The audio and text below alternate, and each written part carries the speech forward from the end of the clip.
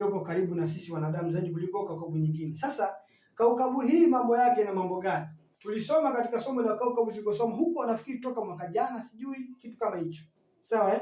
Sasa hapa tunaenda tunawekeana pia kwa kifupi. Sawa? Na haya tunayoeleza pia ukao ukijua utayatumia katika kufanya kwako kazi, ima kutoa dua katika bao lako la shekeli utakalopiga kutokana na nia ile, au utataka kutumia hizi kaukabu peke yake na kadhalika.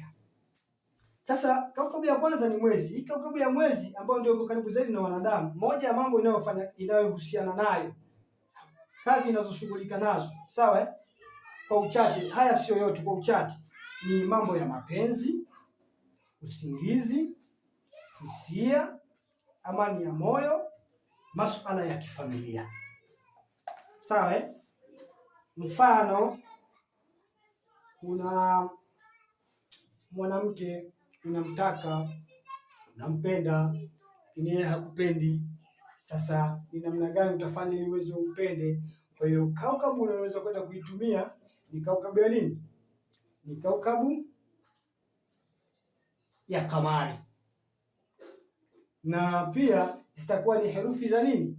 Ni herufi za kamari. Sawa? Na kama ni shikeli itakuwa ni shikeli ya nini? Ni shikeli ya kamari. Mashe, tumeelewana? Sawa? Lakini pia usingizi. Hapa kwenye usingizi kuna vitu viwili. Kumfanya mtu asilale. Sawa?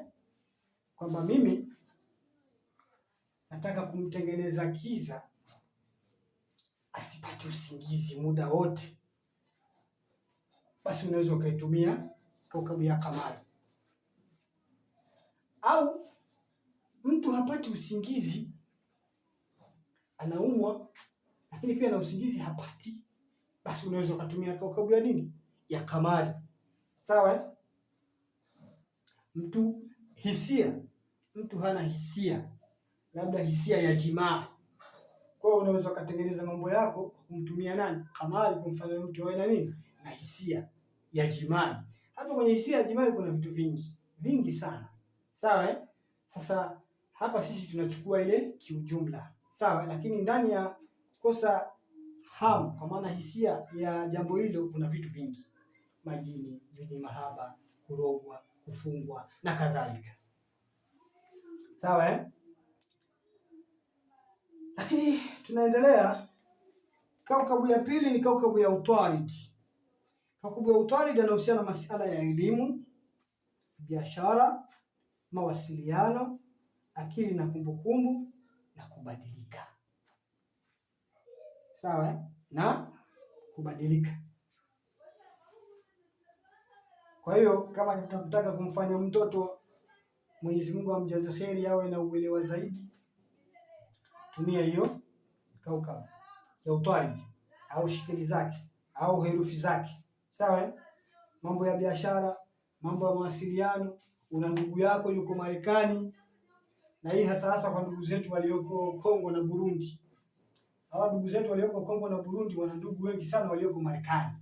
Sasa ndugu yako yuko kule na umeshapata taarifa, mkwanja, noti, fulusi anazo, lakini hakutafuti hata salamu, hakujali, hakusaidii. Ala kuli hali, unaweza kumtumia nani? Kumtumia utarid huyo ndugu yako aliyoko Marekani, akakupa mkwanja. Watoto wa mjini wanasema mkwanja, lakini lugha iliyokuwa nzuri yenye kupendeza ni pesa. Haya, kaukabu ya tatu ni Zuhura. Huyu Zuhura naye pia anahusiana na mambo ya mapenzi, ndoa, hisia, uzuri, urafiki, mvuto, sanaa, maelewano na urafiki. Haya maneno haya naenda nayataja tu, lakini nafikiri kadri ninapozungumza unakuwa unaelewa kwamba kwa nikitaka kitu fulani nifanye hivi, nikitaka kitu fulani nichukue hichi. Sawa eh? Kwa hiyo ndugu yangu yuko Kongo amekuja Pepe Kale hapo, anasema bwana, mimi muziki wangu hautoki. Muziki wangu bwana hauziki.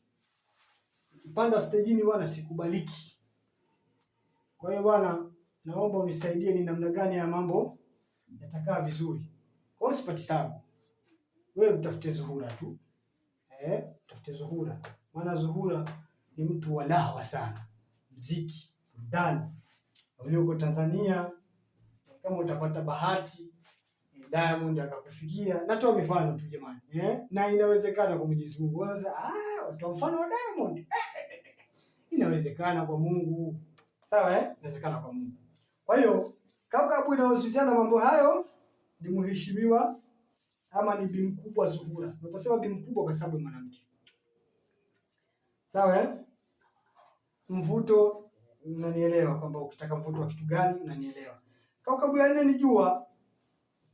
Bwana mkubwa Jua yeye anahusiana na masuala ya heshima, mamlaka, nuru ya moyo. Tunaposema nuru ya moyo ina maana pana. Nuru ya moyo, nuru ya mwili. Kadhalika sawa, mafanikio makubwa. Sawa Ya 5 ni Mheshimiwa Mirihi. Yeye anahusiana na masuala ya ushindi, ujasiri, kulinda haki. Hapa kulinda haki unakoshanielewa. Maana yake na kinga hapo shekhe. Sawa Sawa, kuondoa vizuizi. Mirihi anafanya hayo mambo na kwa sababu ni kaukabu ya vita. Sawa ni kaukabu ya vita. Siku moja mimi nilikuwa nasoma kwa mwalimu wangu hapa tu karibuni, wakati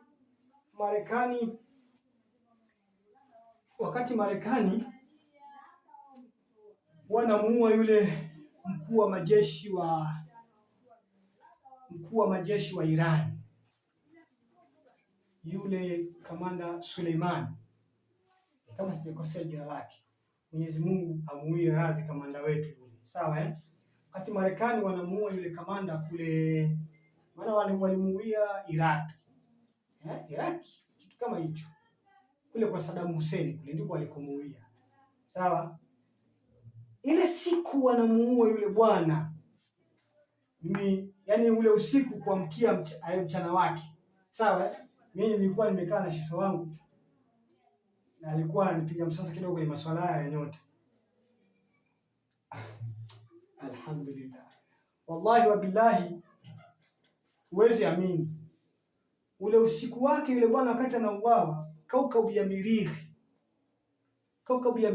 Kwa sababu ni kaukabu pia inahusiana na wanajeshi. Si mnakumbuka tulivyosoma? Tena wanajeshi wale wenye vyeo vikubwa. Kaukabu ya Mirihi alikuwa yupo kwenye hubuti. Yaani alikuwa yupo kwenye buruji ambayo ni mbaya kwake. Na pale alipokuwa ilikuwa inaashiria kwamba kufa kwa viongozi wakubwa wa kijeshi. Kwa kweli mimi nilistaajabu na nilishangaa. Na hivi vitu vinapoelezea jambo, sio lazima litokee kwako, sio lazima litokee nchini mwako, sio lazima litokee mkoani kwako, sio lazima litokee mtaani kwako.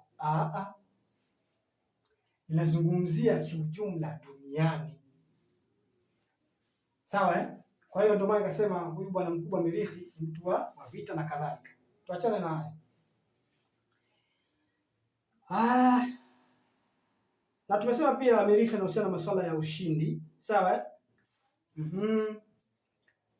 Ndugu yangu ulioko Burundi, Vitalo wanakufuata.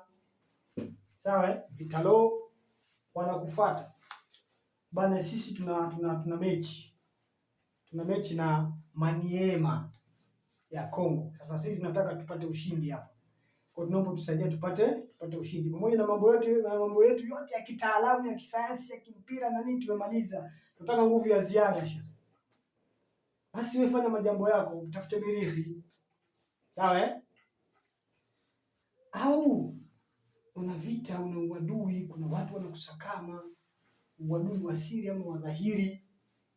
Wataka kukufanyia mambo mabaya ya kimachawi na kadhalika, au ya kidua.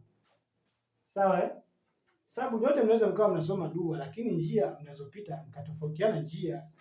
sio rahisi nyote kama mtatumia njia moja, hata kama inaweza kutumia surati Yasini hiyo hiyo, sawa, kwamba mimi nikatumia surati Yasini na wewe ukatumia surati Yasini hiyo hiyo, na pengine nikasoma surati Yasini kwa idadi idadi labda ya 7 na wewe ukasoma idadi ya 7, lakini vikao lazima viwe tofauti.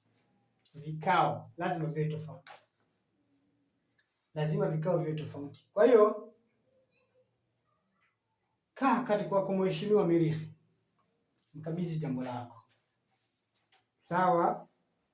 Tunaendelea. Kaukabu ya 6 ni bwana mkubwa Mushtari, sawa. Tunaposema bwana mkubwa, kwa sababu katika zile sayari zile 7 ukimtoa Shamsi, Mushtara ndo kaukabu ambayo inayosimamia bahati kubwa baada ya Shamsi.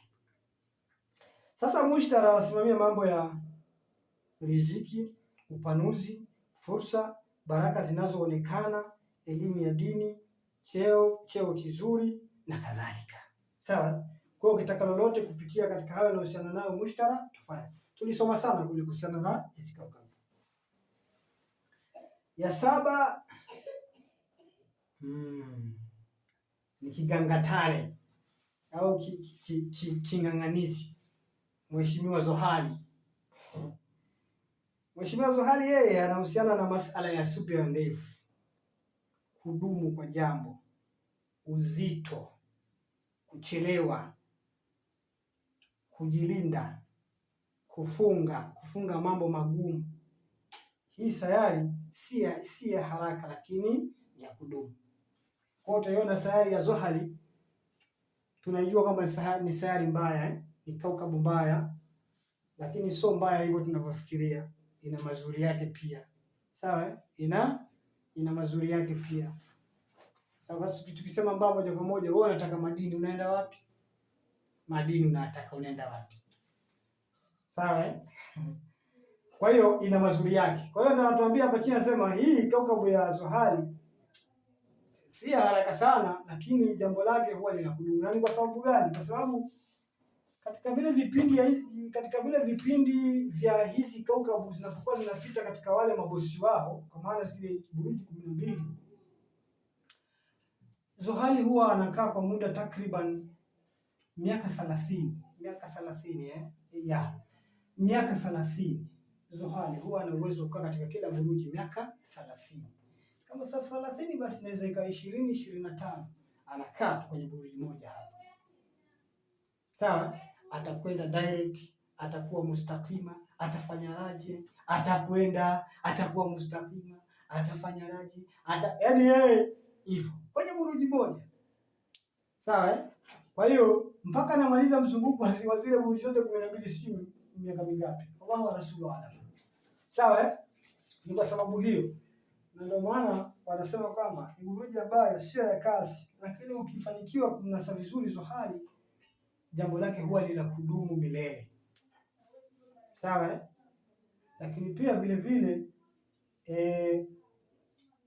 ukampata mtu ama ukawa umetengenezwa kwa mabaya kwa Mheshimiwa Zohali, ndugu yangu, mtu akakufanyia mabaya, akawa anajua vizuri kufanya hayo mabaya kwa kumtumia Zohali, ndugu yangu, fanaudhu billahi min dhalik, ni kaukabu mbaya sijapata kuona. Yaani naposema mbaya, nina maana kwenye kule kudumu, kwa maana kwenye kulitoa hilo tatizo utafanya kazi. Mwenyezi Mungu atuepushe na hayo.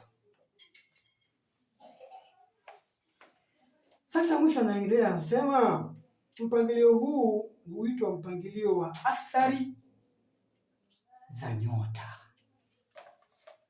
sawa. Mpangilio huu huitwa ni mpangilio wa athari za nyota.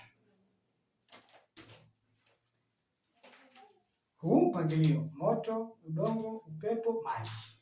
Sasa hili box niacha wazi hapa, kuna kitu nataka kukuonyesha hapa. Kaukabu ya kwanza hapa itakayoingia hapa katika hizi herufi 4, ataingia huyu bwana mkubwa ambaye tulomaliza naye. Zohali atafata mushtara. Zohali mushtara atafata mirikh, atafata shams, atafata zuhura. Zohali mushtara mirikh shams zuhura, atafata utarid, alafu mwisho atafata kamari. Sawa mwisho atafata kamari. Kwa hiyo popote utakapoona zimepangwa herufi hizi za Kiegidi na pakaandikwa hivyo moto, udongo, upepo, maji, halafu ukapata bahati, maana kupata bahati, vitabu vingi huwa hawaweki zikaukabu vingi, kwa ukapata bahati wakakuwekea na hizi kaukabu hivi, uelewe moja kwa moja kwamba hapa anachokuambia, anakwambia hapo ni mwendo wa kinyota na kaukabu, ni mwendo wa buruji na kaukabu ndio unaotembea hapo.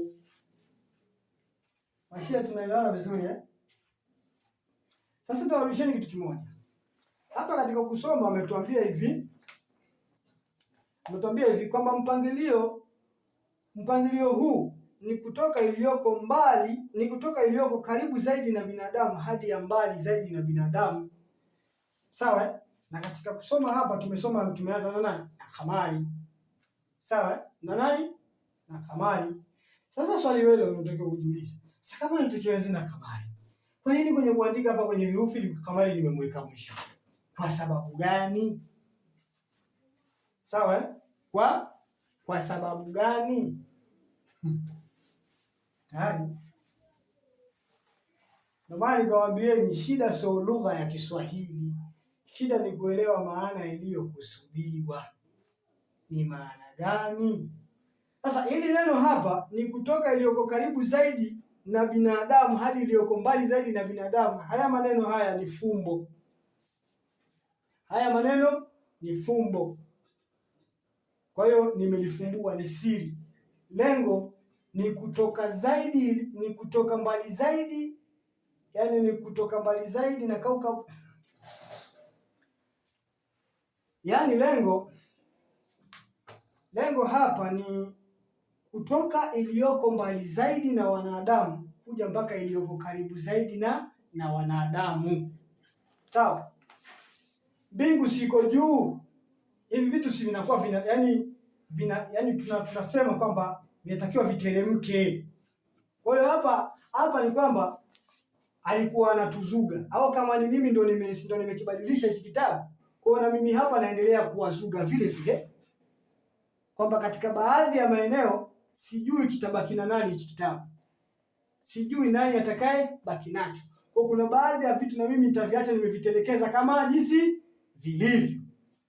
Kazi kwa yule atakayebaki nacho, na yeye afanye kazi ya kutafuta lile fumbo. Ni kweli ndio hivyo. Sasa mimi nimekufungulieni kwamba haya maneno ni yamekaa vice versa. Sawa Au kwa lugha nyingine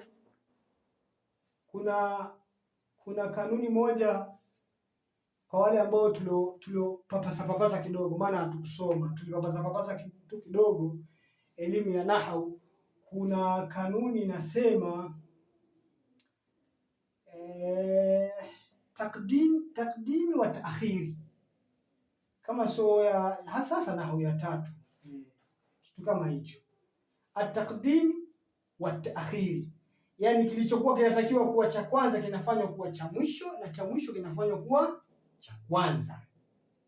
Sawa Fikiri kwa wale waliogusagusa kama mimi mtakuwa mnanielewa. Kwa hiyo haya maneno yalikuwa yamewekwa hapa, yamefungwa, yalikuwa ni siri, ni miongoni mwa kuhifadhi, kulinda huu utaratibu wa hizi herufi, kwa sababu hata kama unapoziona hivi zilivyo, na kama jinsi nilivyoeleza maelezo kwa mwanzo, kimfikisha mpaka hapa, kama ni mtu mwenye maumbile ya roho mbaya, kwa sababu ubaya, kila mtu ni mbaya duniani, kila mwanadamu ni mbaya, kila mwanadamu ni mbaya.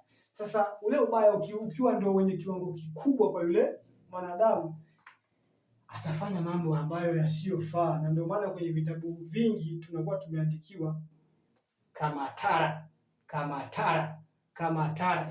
Yaani kila kitu ni kamatara. Kama unavyoona bwana, kama unavyoona. Sasa unajua kila kitu kama unavyoona. Ndio shehe, mimi naona. Sawa Kwa hiyo wanakuwa jaribu wanafunga kama hawajui